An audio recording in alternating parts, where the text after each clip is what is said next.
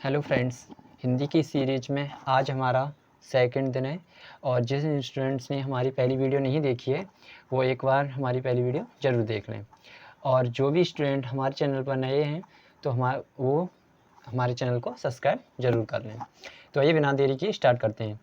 तो आज हमारा पहला प्रश्न है, जिन ध्वनियों के सहयोग से शब्द का निर्माण होता है उन्हें क्या कहा जाता है?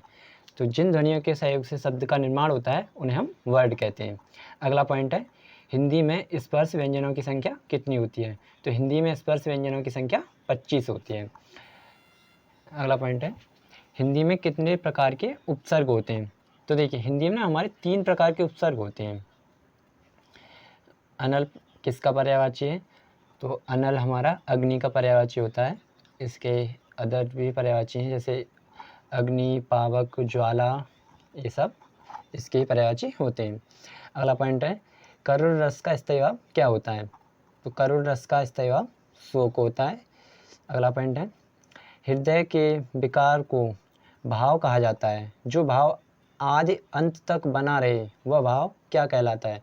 अब देखो, इसका जो भाव हमारे हृदय में आदि से अंत तक बना रहता है उसे हम स्थायी भाव कहते हैं। स्थायी भाव मतलब स्थिर, जैसे रुका हुआ का मतलब काफ़ी टाइम तक जो हमारे हृदय में जो भाव रुकता है उसे हम स्थायी भाव कहते हैं। अगला पॉइंट हमारा, स्थायी भाव को पुष्ट करने के लिए जो भाव उत्पन्न होकर पुनः लुप्त हो जाते हैं वे क्या कहलाते हैं?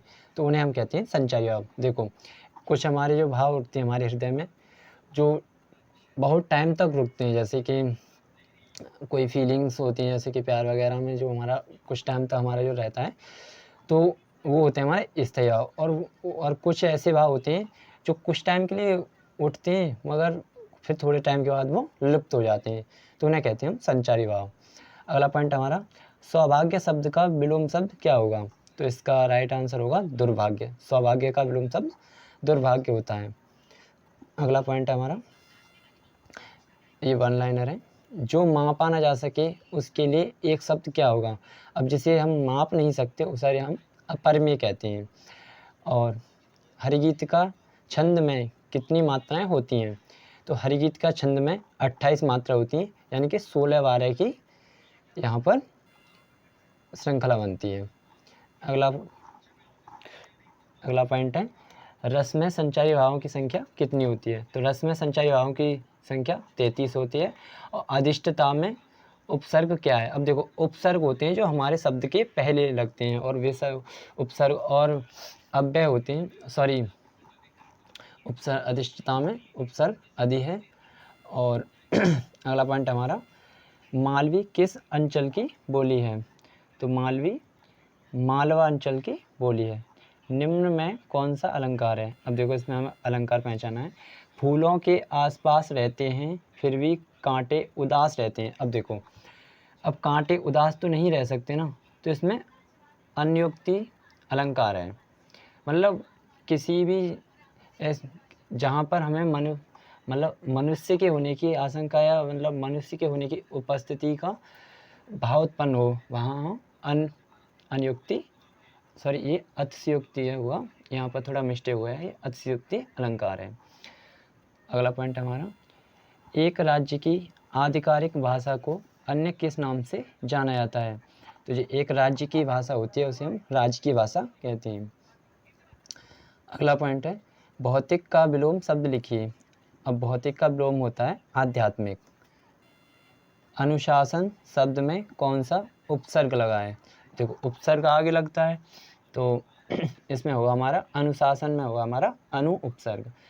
जहाँ उपमेय और उपमान को एक रूप में व्यक्त किया जाता है वहाँ होता है, जहाँ उपमेय और उपमान को एक ही रूप में व्यक्त किया जाता है वहाँ रूपक अलंकार होता है।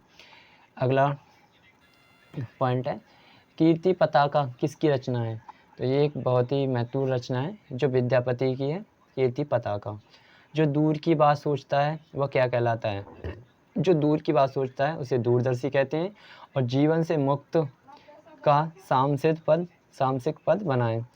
तो जीवन से मुक्त का सामसिक पद होता है जीवन मुक्त। अगला पॉइंट है, सरस्वती प्लस आराधना संधि बनाए। तो सरस्वती प्लस आराधना संधि से मिलकर बनता है सरस्वत्याराधन, ठीक है, सरस्वत्याराधन। अगला पॉइंट हमारा बटमार का पर्यायवाची, बटमार का पर्यायवाची होता है डाकू, डाकू को ही बटमार कहते हैं। मैतक्य का संधि क्या होगा, तो इसे मैतक्य का संधि विच्छेद करने में मत प्लस एक्य, जो हमारी अ और ए मिलकर बड़ी ए बनाती है, ठीक है ना। अगला पॉइंट हमारा निस्तेज में कौन सी संधि है, तो निस्तेज में हमारी विसर्ग संधि है। कटया शब्द में कौन सा प्रत्यय लगा है, अब देखो उपसर्ग होता है जो शब्द के आगे लगता है और प्रत्यय होता है जो शब्द के अंत में लगता है। तो कटया शब्द में ए प्रत्यय होगा हमारा। अगला पॉइंट हमारा माल गोदान में कौन सा समास है, तो माल गोदान में जो माल के लिए गोदाम होता है उसे माल गोदाम कहते हैं और इसमें हमारा तत्पुरुष समास है। व्याकरण की दृष्टि से प्रेम शब्द क्या है, तो प्रेम एक भाववाचक संज्ञा है, जैसे इसका एक उदाहरण होता है कि ये एक वचन होती है, यानी कि सिंगल ही होती है और इसे हम थाली में परोस नहीं सकते। अब देखो प्रेम को कोई थाली में तो परोसेगा नहीं, कैसे परोस पाएगा, तो इसकी एक मतलब सिंपल सी पहचान होती है कि इसे हम थाली में परोस नहीं सकते। अगला पॉइंट है वह कार मेरी है, इस वाक्य में कौन सा कारक है। अब देखो वह कार मेरी है, इसमें कार से किसी न किसी इंसान का संबंध तो है।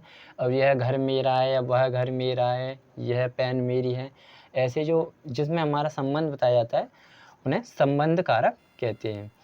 अगला प्रश्न हमारा शुद्ध आत्मा का मनुष्य क्या कहलाता है, तो इसे हम शुद्धोधन कहते हैं। हिंदी किस भाषा परिवार की भाषा है, तो हिंदी भारोपीय भाषा परिवार की भाषा है। अगला पॉइंट है क वर्ड किसके योग से बना है, तो क वर्ड क प्लस अ, इसमें जो हलंत होता है यह दर्शाता है कि क यहाँ पर आधा है और अ हमारा पूरा है। अगला पॉइंट है भूतकाल के कितने वेद होते हैं, तो भूतकाल के 6 वेद होते हैं। और स कौन सा व्यंजन है, स। अब देखो बोलने से ही थोड़ा अंदर से ऊष्मा आ रही है ना, श बोलने पर ही ऊष्मा आती है, तो ये हमारा ऊष्मा व्यंजन है। अगला पॉइंट हमारा चिरायु शब्द में प्रयुक्त उपसर्ग है। अब उपसर्ग शब्द के आगे लगता है तो चिरायु शब्द में चिर उपसर्ग है। विभत्य रस का स्थायी भाव क्या होता है, तो विभत्स्य रस का स्थायी भाव घृणा होता है। अरे उसने तो कमाल कर दिया वाक्य है। अब देखो इसमें किसी को एक सा जैसे कि विस्मयबोधक जैसे संबोधन किया जाए या फिर मतलब दुख प्रकट किया जाए या आश्चर्य, तो वहाँ हम ऐसे वाक्यों को हम लोग विस्मयबोधक कहते हैं। इसमें एक्सक्लेमेटरी ये जो साइन है, ये वाला अभी दिखा रहा हूँ, ये जो साइन होता है ये हमारा इसमें इसकी पहचान होती है। अगला पॉइंट है बहाव शब्द में प्रयुक्त प्रत्यय कौन सा है, तो प्रत्यय शब्द के लास्ट में लगता है, तो इस बहाव शब्द में प्रत्यय होगा आव। अगला पॉइंट है वे इंसाफी में प्रयुक्त उपसर्ग है। अब देखो उपसर्ग शब्द के आगे लगता है और प्रत्यय शब्द के पीछे लगता है, तो बेइंसाफी। अब अगर इसे बे को अलग कर देंगे यहाँ पर तो शब्द बनेगा इंसाफी, जिसमें प्रयुक्त उपसर्ग होगा वे इंसाफी। अगला पॉइंट हमारा पुरोहित में उपसर्ग है, तो पुरोहित में पुर होता है उपसर्ग, इसे हम पुर प्लस रोहित कर दें तो पुरोहित हो जाएगा। अगला पॉइंट है हिंदी दिवस किस दिन मनाया जाता है, ये 14 सितंबर और विश्व हिंदी दिवस हम 10 जनवरी को मनाते हैं। हिंदी ग्रंथ अकादमी भोपाल में कब स्थापित की गई, तो हिंदी ग्रंथ अकादमी भोपाल में 1969 में